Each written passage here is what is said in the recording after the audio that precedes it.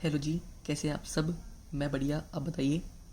आज मैं आपके लिए लेकर आया हूँ lecture 1 on the topic market forms. इस वीडियो में हम बात करेंगे कि मार्केट होती क्या है और जो मार्केट फॉर्म्स हैं वो कितने प्रकार के होते हैं। इस वीडियो से मुझे उम्मीद है कि आपको हर मार्केट फॉर्म के बारे में अच्छी खासी नॉलेज हो जाएगी। शायद आपने टॉपिक को पहले पढ़ा हुआ भी हो, क्या पता अभी पढ़ रहे हो।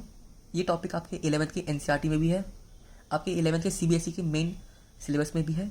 और अगर आप आगे आके सीए करते हैं या और कोई ऐसा कॉमर्स का कोर्स करते हैं इकोनॉमिक्स से रिलेटेड, तो आपको ज़रिए बहुत काम आएगा। तो चलिए शुरू करते हैं। सबसे पहले जानते हैं कि मार्केट होती क्या है। मार्केट मार्केट एक ऐसी जगह है, चाहे फिजिकल हो चाहे वर्चुअल हो, जहाँ पर एक बायर होता है और एक सेलर होता है और वो दोनों एक प्रोसेस में पार्ट लेते हैं जिसे बोलते हैं सेल। तो मार्केट एक ऐसी फिजिकल या वर्चुअल प्लेस है जहाँ पर सेल होती है।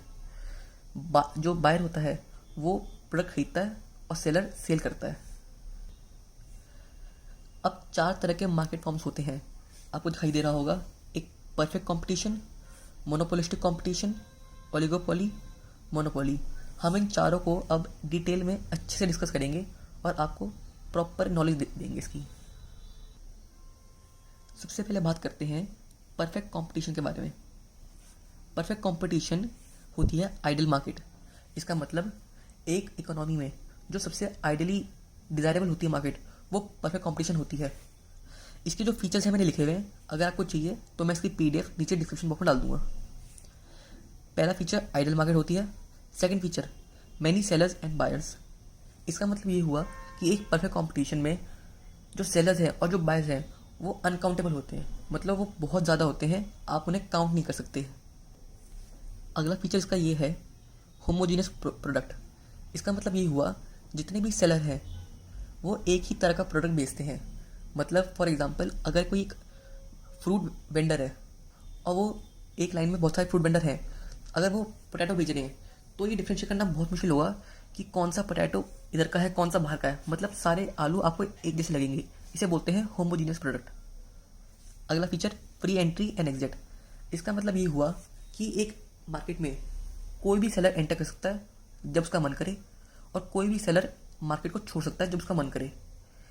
इसी कारण लॉन्ग रन में हमेशा एक फर्म को नॉर्मल प्रॉफिट होते हैं। नॉर्मल प्रॉफिट मतलब कम प्रॉफिट्स, ज़्यादा प्रॉफिट्स नहीं। साथ ही में एक परफेक्ट कंपटीशन मार्केट में A R equal to M R equal to price. A R equal to price तो हर मार्केट में होता है, लेकिन परफेक्ट कंपटीशन में ए आर और एम आर भी इक्वल होते हैं। ए आर होता है एवरेज रेवेन्यू, एम आर होता है मार्जिनल रेवेन्यू। अगला फीचर है firm is price taker and industry is price maker. इसका मतलब ये हुआ कि एक इकोनॉमी में जितनी भी फर्म है वो अपने हिसाब से प्राइस सेट नहीं कर सकते। Industry market forces of demand and supply से प्राइस सेट करती है और सभी फर्म्स को वो प्राइस एक्सेप्ट करना पड़ता है। इसका लास्ट फीचर ये है शॉर्ट रन में किसी भी फर्म को लॉस भी हो सकता है, प्रॉफिट भी हो सकता है और बहुत ज़्यादा प्रॉफिट भी हो सकता है। लेकिन हमें ये बात याद रखनी पड़ेगी कि ये पॉसिबल है सिर्फ शॉर्ट रन में। लॉन्ग रन में हमेशा सिर्फ नॉर्मल प्रॉफिट होंगे। आई होप आपको ये क्लियर हो गया हो। अगली मार्केट फॉर्म है मोनोपोली। आपने इसको पहले बहुत सुना भी होगा, आज हम इसके बारे में थोड़ा पढ़ेंगे। मोनोपोली होती है जिसमें एक ही फर्म होती है, मतलब एक सिंगल सेलर होता है और वही सिंगल सेलर मार्केट में अपने प्रोडक्ट अवेलेबल करवाता है। क्योंकि वो सिंगल सेलर है इसलिए मोनोपोली में फर्म और इंडस्ट्री एक होती है। जैसे हमने ऊपर देखा था परफेक्ट कंपटीशन में कि फर्म प्राइस टेकर होती है और इंडस्ट्री प्राइस मेकर होती है, मोनोपोली में फर्म और इंडस्ट्री का जो फर्क होता है वो खत्म हो जाता है, इसलिए फर्म ही प्राइस मेकर कहलाती है। जो मोनोपोली फर्म का डिमांड कर्व होता है वो डाउनवर्ड स्लोपिंग होता है और इनलास्टिक होता है। परफेक्ट कंपटीशन के केस में जो डिमांड कर्व होता है वो एक हॉरिजॉन्टल लाइन होती है parallel to x axis, but monopoly में वो डाउनवर्ड स्लोपिंग होती है और इनलास्टिक होती है। हॉरिजॉन्टल टू एक्स एक्सिस सिर्फ परफेक्ट कंपटीशन के केस में होता है, लेकिन मोनोपोली, ओलिगोपोली और मोनोपोलिस्टिक कॉम्पिटिटिव फर्म में हमेशा डाउनवर्ड स्लोपिंग होता है। अगला फीचर है super normal profits even in long run due to restricted entry. इसका मतलब ये हुआ कि वो लॉन्ग रन में भी बहुत ज़्यादा प्रॉफिट कमा सकती है। ऐसा क्यों होता है? ऐसा इसलिए कि वो इकलौती फर्म है मार्केट में। क्या लिखा है इधर? Due to restricted entry. जो फर्म एग्जिस्टिंग है उसके अलावा कोई फर्म मार्केट में या तो एंट्री ले सकती या ले पाती नहीं है। इसलिए जो फर्म है वो बहुत ज़्यादा प्रॉफिट कमाती है। इसका अगला फीचर है प्राइस डिस्क्रिमिनेशन। जैसा इसका नाम है वैसा इसका मतलब है। इसका मतलब ये हुआ जो मोनोपोलिस्ट है, जिसकी मोनोपोली है, वो अपने प्रोडक्ट अपनी सर्विस के लिए कितना भी प्राइस चार्ज कर सकता है, किसी से भी कितना भी चार्ज कर सकता है। मतलब वो अपना प्रोडक्ट चाहे 100 रुपये में बेचे चाहे 1000 रुपये में बेचे, उसकी मोनोपोली रहेगी और वो प्राइस डिस्क्रिमिनेशन कर सकता है। प्राइस डिस्क्रिमिनेशन फीचर का एक बहुत इंपॉर्टेंट फीचर है मोनोपोली का, और ये प्राइस डिस्क्रिमिनेशन फीचर कभी भी परफेक्ट कॉम्पिटिशन में नहीं हो सकता। लास्ट फीचर है मोनोपोली का नो क्लोज सब्स्टिट्यूट्स। क्योंकि इकलौती फर्म है जो वो प्रोडक्ट बना रही है, इसलिए हमें उसके सब्स्टिट्यूट मिल नहीं पाते। ये फीचर्स थे मोनोपोली के। आई होप आपको क्लियर हो गया हो। तीसरी मार्केट फॉर्म है ओलिगोपोली। ओलिगोपोली मार्केट फॉर्म का मतलब हुआ एक से ज़्यादा फर्म, लेकिन तब भी कम फर्म्स। जैसे कि किसी अगर इकोनॉमी में किसी पर्टिकुलर प्रोडक्ट की 2 या 3 ज़्यादा से ज़्यादा फर्म्स हैं तो वो ओलिगोपोली हुई। जैसे कि पहला फीचर हमारा लिखा हुआ है फ्यू सेलर्स, मतलब कम सेलर्स, मोर देन 1। अगला फीचर है few dominating firms with substantial barrier to entry. इसका मतलब हुआ जैसे मैंने को बताया कि 2-3 फर्म्स हैं, वो इतनी बड़ी फर्म्स हैं कि वो किसी चौथी पांचवी फर्म को आने ही नहीं देती, वो अपने आप में ही बिजनेस करती रहती हैं। इसका मतलब ये हुआ जो 2-3 बड़ी बड़ी फर्म्स हैं वो करती हैं अप्लाई गुड बिहेवियर, मतलब live and let live policy चलाती हैं वो। और ओलिगोपोली का सबसे बड़ा एग्जाम्पल है ओपेक। ओलिगोपोली का demand curve perfect competition, monopolistic competition और मोनोपोली तीनों से अलग होता है। ओलिगोपोली का डिमांड कर्व किंग्ड होता है, जिसे हम बोलते हैं किंग डिमांड कर्व, और इसकी मदद से हम एक्सप्लेन करते हैं प्राइस रिजिडिटी को। ये बहुत ही इंपॉर्टेंट टॉपिक है, प्राइस रिजिडिटी अक्सर पेपर में आता है। इस पूरे कंसेप्ट को हमारे को दिया था पॉल एम स्वीजी ने। इन्होंने हमें दिया था 1939 में। प्योर ओलिगोपोली होती है जिसमें जो 2-3 फर्म्स हैं वो एक जैसा प्रोडक्ट बना रही हैं।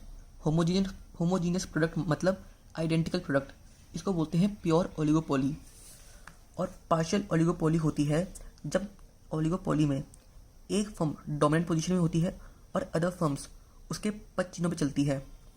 इसका मतलब होता है partial oligopoly, one dominant firms and other firms are followers. उम्मीद है आपको ओलिगोपोली का टॉपिक अच्छे से समझ में आ गया हो। हमारा आज का लास्ट मार्केट फॉर्म है monopolistic competition. Monopolistic competitive firm वो फर्म होती है जिसमें नंबर ऑफ सेलर्स ओलिगोपोली से ज़्यादा होते हैं और परफेक्ट कंपटीशन से कम होते हैं। इसका मतलब इसके अंदर नंबर ऑफ सेलर्स अप्रॉक्सीमेटली 10 या उससे ज़्यादा होते हैं।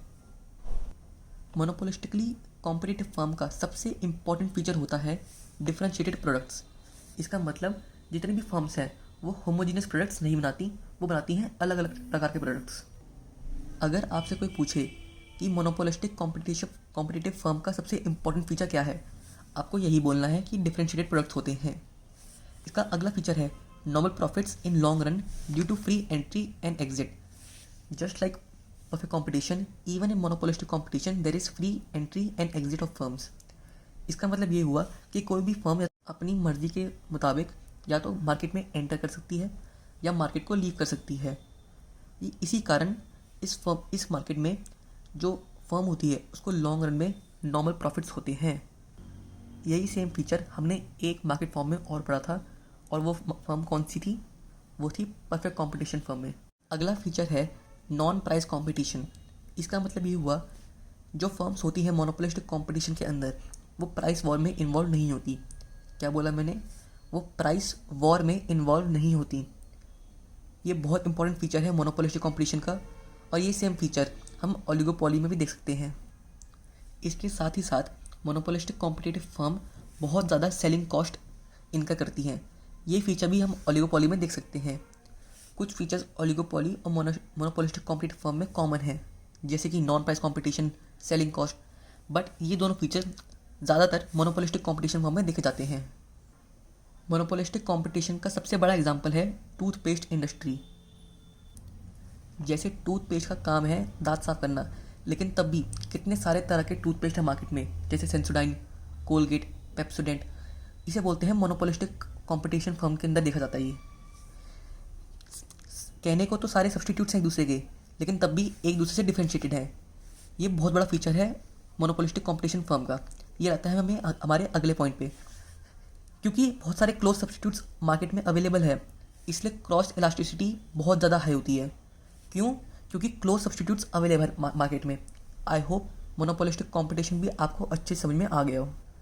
आज का सेशन हम बस यहीं पे ख़त्म कर रहे हैं। अगर आपको कोई भी डाउट हो तो आप कमेंट बॉक्स में ज़रूर लिख सकते हैं। मुझे आशा है कि आपको इस वीडियो से ज़रूर कुछ मदद हुई हो, और मैं आगे भी आपके लिए ऐसी वीडियोज़ लाता रहूँगा। Thank you so much.